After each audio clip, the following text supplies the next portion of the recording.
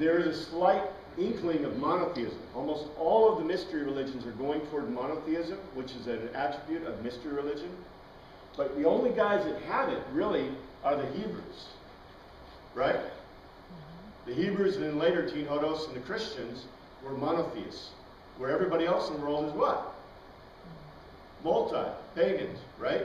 The pagan worldview, the worldview of the pantheons, of the animism, etc.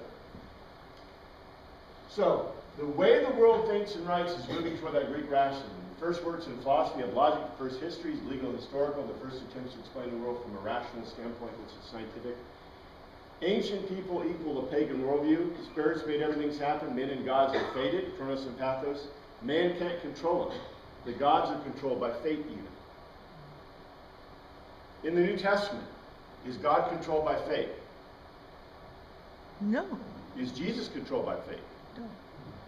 Matter of fact, the message of Jesus is the opposite. What does he say you do?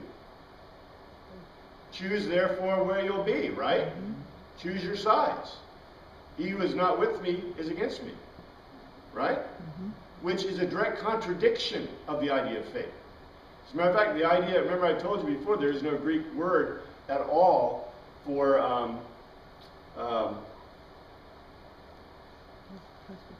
election. What's the word I'm looking for?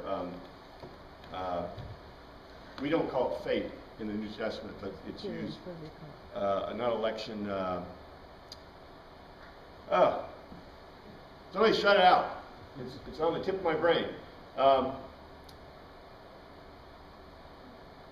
Where you're elected, you have election, you have not choice, the opposite. Predestination.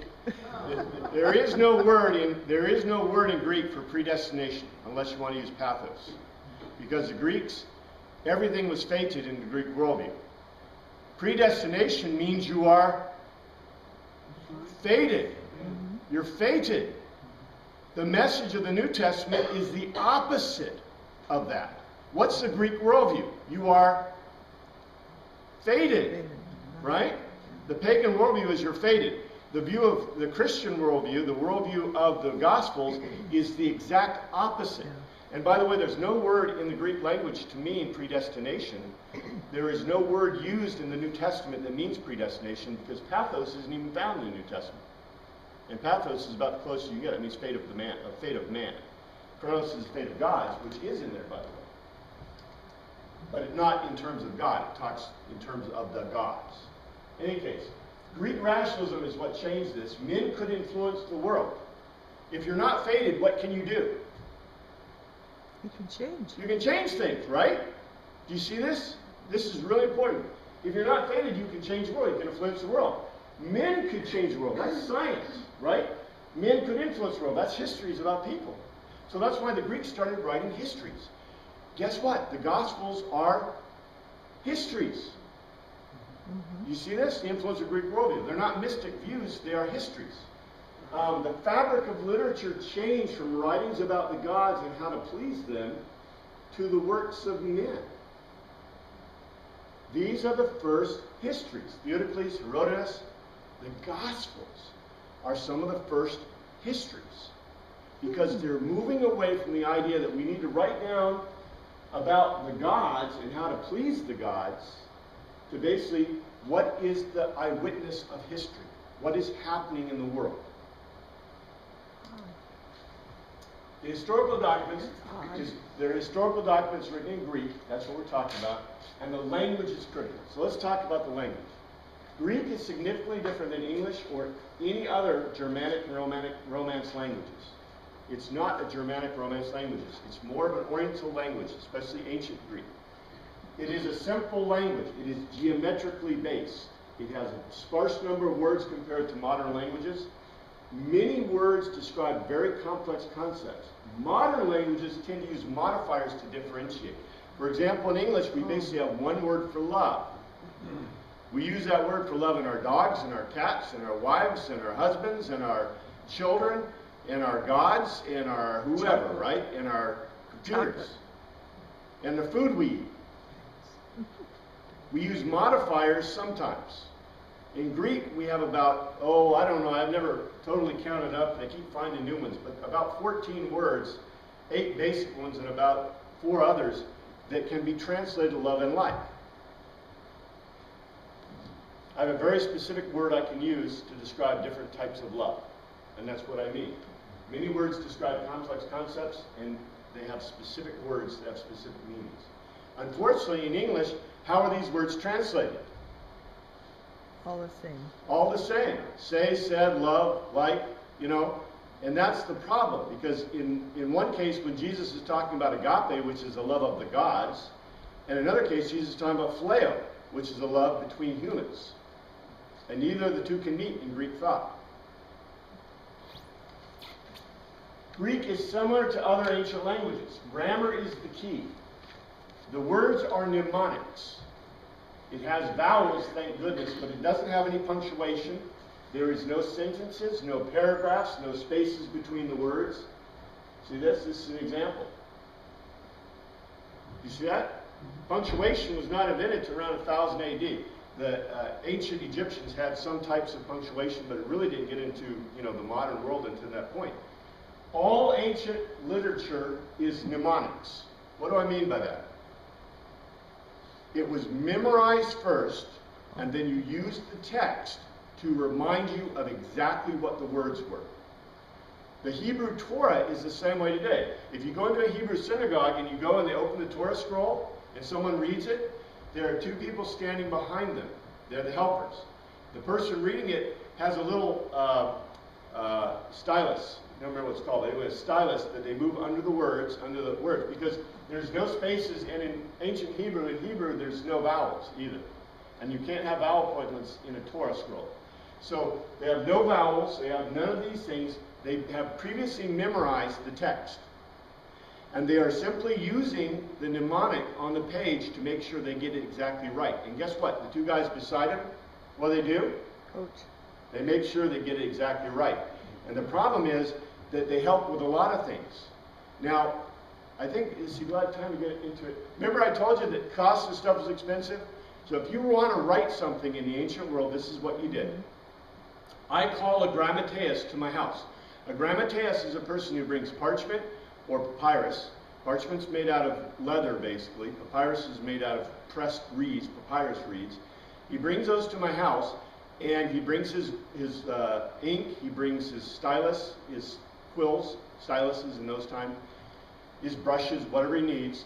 And then he says to me, do you want the expensive one, the papyrus, or do you want the least expensive papyrus, or do you want the vellum? And you pick. Of course, most of the time when you're writing a letter, you go with the cheap, right? You tell him what you want to write, and he puts it in good Greek. The grammar, remember there's no dictionary, so spelling is optional. So he puts in the good Greek grammar. He puts it in a logos to telos, which I'm going to get to in a second here. He puts it into a good Greek form. You may or may not sign the final, but you don't sign that one because after you've done all your script scratching, he reads it back to you and you tell him whether it's right and he makes corrections. And then he makes 3 copies of that. He may make them while he's sitting there with you, or he may make them back at his shop. He makes 3 copies. And he comes back to you. And when he comes back to you, he recites back to you what you read. And he says, is this right? And you say, yes. At that time, you have your deliverer, the person who's going to deliver your message. Guess what that person does? Memorize. They memorize the text. You send them with the letter. You keep a copy. The guy the grammateus, keeps a copy. So that's what happens to the 3 copies. You keep one, the grammateus keeps one, and the guy you're sending out with the letter takes it. The guy goes to wherever you're sending the letter. He reads what he already memorized. He reads it with your inflection. He reads it with your breaks, with your stops, because remember, there's no punctuation, right? And then somebody else at that place memorizes it from him. And then when he comes home, that's the way they keep the repository of their knowledge. And they may copy that letter, but guess what? In the copying process, you have to pass it to someone else to memorize it. All ancient literature is mnemonics. It's all memorized. Yes, sir? Were these guys held in high esteem back then? Was this a responsible profession that the Not as high as you'd think, because everyone used a grammateus. We think of the writers of the Gospels, or Paul or whoever, sitting there and writing their own stuff. They didn't. They used grammateus. Most of them were all literate, but they didn't read and write on purpose. Why? Expensive. Well, it's a job for somebody else. Oh. You see? Kings didn't read or write either. Why? I got my own grammateus to read to me, right? Even when people were fully literate, they generally did not read in the ancient world. I mean, they would memorize stuff. That's why they're really smart guys. Paul obviously memorized all those scrolls, and the Torah scrolls, and the Tanakh, the scrolls of Tanakh, and the Mishnah, and the Talmud, right?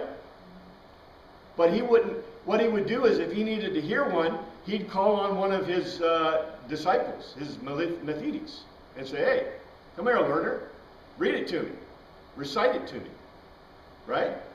He didn't want to go to the work of pulling a Torah scroll down and bringing it down and opening it up. Why do you think he had Timothy? Hey, Timothy, give me the letter, right? See? Because this is the way of the world. This is the culture. You got to understand this. It's not something that's not hidden. It's just we don't tell people about these things in the culture. In this culture, the grammateus did that work for you, and that's what you hired him to do. He was a very well-paid guy, so pretty high on the social structure, but not as high in the social structure as those who were creating the literature. Right? This is important, because they were not creators, they were simply copyists. They were grammateus. Yes, sir? What, were these guys ever, is there ever an auditing process? I mean, I can take a letter, if you're not literate, I can say whatever I want to say, and this letter says. Well, when you memorized it, the person that would be reading it back would read the letter back to you, and that way you would check it. Because remember, they're mnemonics. So if there was something, remember, well, there's no spelling anyway, right? So there's no such thing as a misspelling. So, the memorization will be mnemonics, and be by sounds in any case. So there's no way they would be wrong. And one of the reasons that all the manuscripts, remember I told you, all the manuscripts are different, right? One of the reasons they're all different is because what sounds right to one person might not sound exactly the same to another. And so, the words themselves have different spellings and different soundings because they're mnemonics. I'd be afraid that there's going to be some miscommunication, like instead of attack tomorrow, don't attack. I mean, some major things here. I want to somehow make sure the message was correctly. If you read your mnemonic, your own letter, out to the person memorizing it, that can't happen, right? Unless he's deceptive. Well, but then you got to trust him. I understand. But whatever the letter said, the letter said. Like, I'm reading my letter that I've memorized. I'm reading it to make sure I'm reading it exactly right. I'm using it as a mnemonic. And he's reading and memorizing at the same time. You better trust him. But that's a question of trust, right? And somebody could check it too. Because somebody looking over their shoulder would say, "Hey, wait a second. Hey, Eudicles, that didn't say don't attack, it says attack." So you got the wrong tense there, see? So somebody could actually look over his shoulders. But the big point is that the idea of reading these things did not really come into play until around 600, 800 AD. That's when they started separating words into sentences and stuff. Because, it's memorized.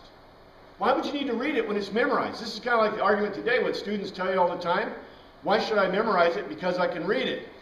In the ancient world is, why should I read it? I got it memorized. See? Well, part of my comment is that we got at least 3 lawyers here, and we're accustomed to having people have disputes over stuff that's already written. That's another problem. Well, the words used are critical to understanding, right? And that's what we're kind of talking about. So I don't disagree with you. Of course, English, is a euphemistic language, right? In Greek, you should have less problems. I doubt you do, but that's okay. In Greek, you should have less problems, theoretically. Classical Greek has two types of words, distinct types. They come out of a pagan worldview of the universe and gods and everything. Because the Greeks tried to define the world in those things that are sacred and those things that are common. So you have two words that mean the same thing or similar things, that one is sacred and one is profane or common. So for example, agape, the word for love, is the love of the gods. No human can love with agape, and only the gods can do it. And humans can't love the gods with that love. See, it's a sacred word. Angelos, angels. We have words that are similar, that apply only to beings in the realm of the spirit, right? The Greeks, very similar. But no more than similar, because they had specific words that were sacred words and profane words. Words that only applied to human interaction and words that only applied to the interaction of the gods. Chronos and pathos. Chronos is the fate of the gods, pathos is the fate of man. In pagan societies, it was necessary to placate the gods or face a random retribution. Therefore, you have word differences that are distinct. And here they are. Chronos and pathos, agape phileo, presbia apostolos. Apostolos is a messenger from the gods. Presbia is a messenger as an ambassador. Angelos and thoros. And angelos is an angelic spiritual visitor. A theros is a human visitor. There are many, many, many more examples in the Greek. One of the greatest ones is glossolalia. Glossolalia always applies to human speaking. Omphe applies to the speaking of the gods. So therefore, when Paul was talking about tongues, speaking in tongues, he always used the term glossolalia. If he meant the term words that were not fully understandable, the words from the gods, he would have used omphe. That's what the Delphic oracle used, was omphe. Mystery religion practiced by most Greeks. I'm not going to, well, yeah, let's talk about this a little bit. The Greeks did not mix sex and religion. I know what we think in our culture, but if you look very closely, they did not, matter of fact, they didn't mix men and women very often. Now, when the men did their symposiums, they had slaves, and they had sex with slaves like crazy, and they had hore, which were like geisha prostitutes, and they had sex with them like crazy, and they had sex with their boy slaves, and whatever.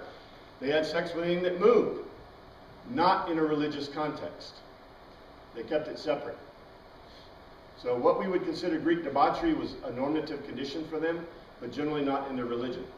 So they separated the two. Remember, they separated men and women. If you remember, I told you culturally, as an Oriental culture, they separate men and women within that culture. So they had men's religion versus women's religion. And unlike many Middle Eastern cultures, they did not mix sex and religion. Very different kind of culture. They mix sex with everything else, but just not with religion. Let's see, I'm going to kind of move a little bit quicker here, because what I want to get to is here. The way of thinking, the word concepts are different, the concept of writing form is different. In all ancient literature, we see distinct difference between a narrative, a descriptive history, which is, for example, Herodotus, and prophecy or quotation, so-called sayings, for example, Socratic dialogue, which is not prophecy, but I give that as an example from the Old Testament documents, for example, where he says the word of the Lord said, or God said, for example, and it's quoted. That's a saying. So in English, the focus in English is this is the way you're supposed to write in English. Your English teachers told you this. You write intro, body, and conclusion. Right? Mm-hmm. If you don't write this way, start writing this way. In Hebrew, in ancient Hebrew, you write in what's called synopsis body, parallelism. So you have a synopsis and a body. That's why, you know, people always say, it cracks me up, did you know there are two Genesis accounts? Yes, one is a synopsis, the next is a body. Did you know there's two Noetic accounts? One is synopsis, one is a body. This is a classic way we see in Hebraic literature. So you always will find two accounts of everything, if it's written within that structure. But it's not, you know, it's been pulled out of context. Remember Ruth? One of the proof texts we use that Ruth is pulled out of the Judges is that it does not have a synopsis body development. So it's odd, which means it was lifted out of it. So whenever you see a scroll that doesn't have synopsis body, it means it was cut off from the rest of the text. Well, what if you had a Hebrew that was writing in Greek, what would the outcome be? Great question.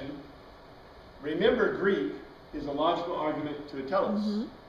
So if you're writing in Greek, and guess who is writing for you? Your grammateus, right? What's a grammateus going to write in his construct? Logos to telos, right? But if you're a Hebraic speaker or Hebraic thinker, Mm-hmm. you may have some tendency to do synopsis body, right? Definitely. As a matter of fact, in the Gospel of John, we see a very strong synopsis body structure, but we still see logos to telos. And in some parts of Matthew, we see some synopsis body and parallelism. Whoa! Mm-hmm. So what we find is some mixing that way. But guess what? The overall document is going to be what? Greek. Logos to telos, a logical argument to a telos, with only a body construction. No intro, no body, well, it's all body, no conclusion. And I think I have my example. Example is Aesop's Fables. Mm. In the Aesop's Fables, the morals are added by the Latins, by the Romans. There are no morals in Aesop's Fables, because the Greeks thought you would No. get it. Because that means their logos was bad if you didn't, right? And that's why a lot of the morals are really screwed up. They sound funny, is because in the Greek worldview, you never told them what the telos was. But in the Roman worldview, the Romans wanted to make sure you didn't miss it. And sometimes they missed it. So that's why the morals are sometimes a little weird. That's interesting. What we have to realize, the New Testament writers are writing first-person accounts of immediate events requiring quotations within the narrations. The narration was required to give the context. A negative example is the Gospel of Thomas, which is a Gnostic document, which is a sayings gospel. See what I said? It's not even a dialogue. It's a sayings gospel. What we find in the Gospels, it is not a collection of sayings. All of the dialogues in the New Testament documents are logos to telos arguments. This is really, really important, because the Gospel of Thomas is not a discourse or dialogue. It's just contextless sayings. On the other hand, the New Testament documents are all logos to telos documents. They fit a very beautiful Greek context. But because they were first-person accounts, immediate events, did I ever tell you that the Greeks were writing first-person accounts or about immediate events that required quotations? No. What we have is, to incorporate the history of the times, the New Testament required a new type of literature. It required a narrative where the sayings of Christ, and basically that's wrong, I shouldn't say sayings, I should say the discourses of Christ, the logos to tell us discourses of Christ, were critical. They were quotes. This is an entirely new way of writing in antiquity. No one had ever written this way. So what we find is, with the New Testament documents, a new invention in literature, where I have narratives holding together the discourses. You don't find this anywhere else, not until this time in history. This was so new that this was an undefined genre. If you couple this with the form of the literature, for example, argument logos to telos, it drives to a logical conclusion. Now that conclusion is really a telos, an unmentioned telos. The Greek writers are not interested in unimportant or peripheral details. Greek writing always drives to a telos.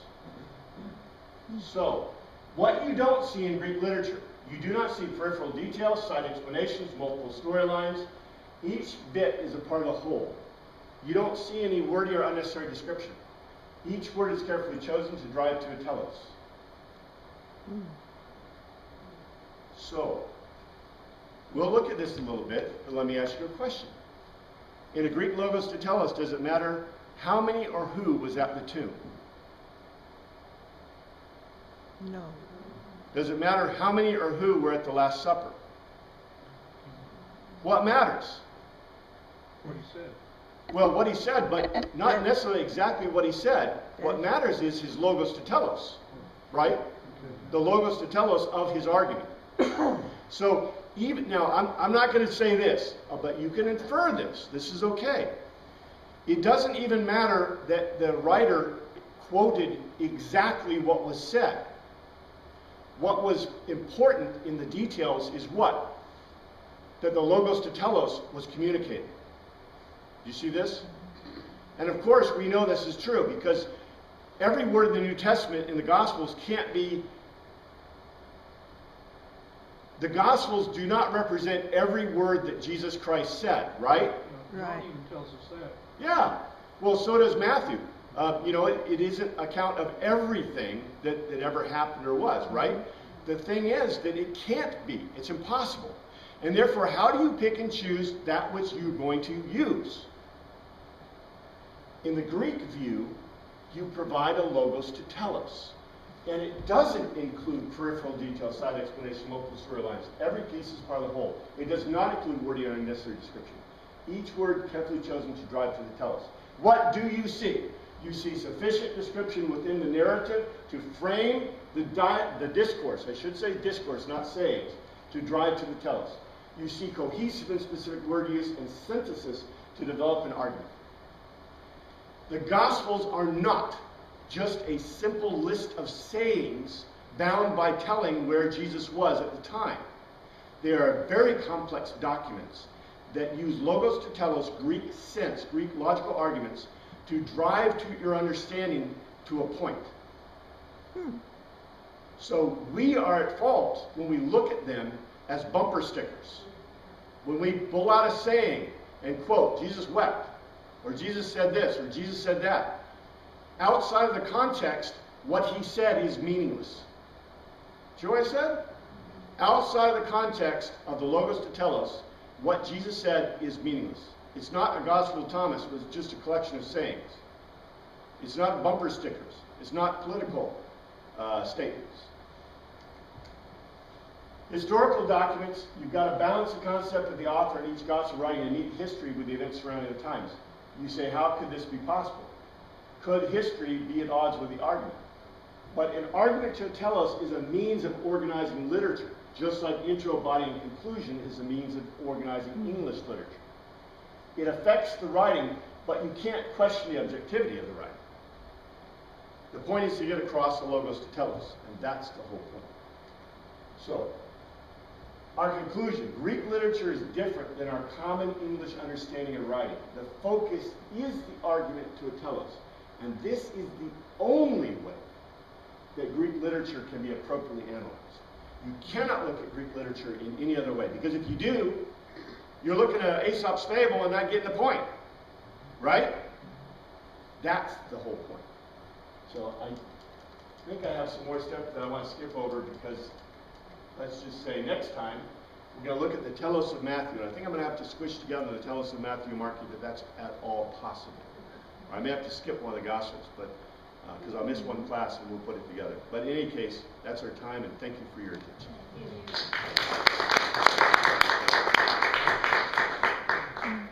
Does Greek drama follow this same literary pattern? Oh, yes. It does. All Greek literature Okay. follows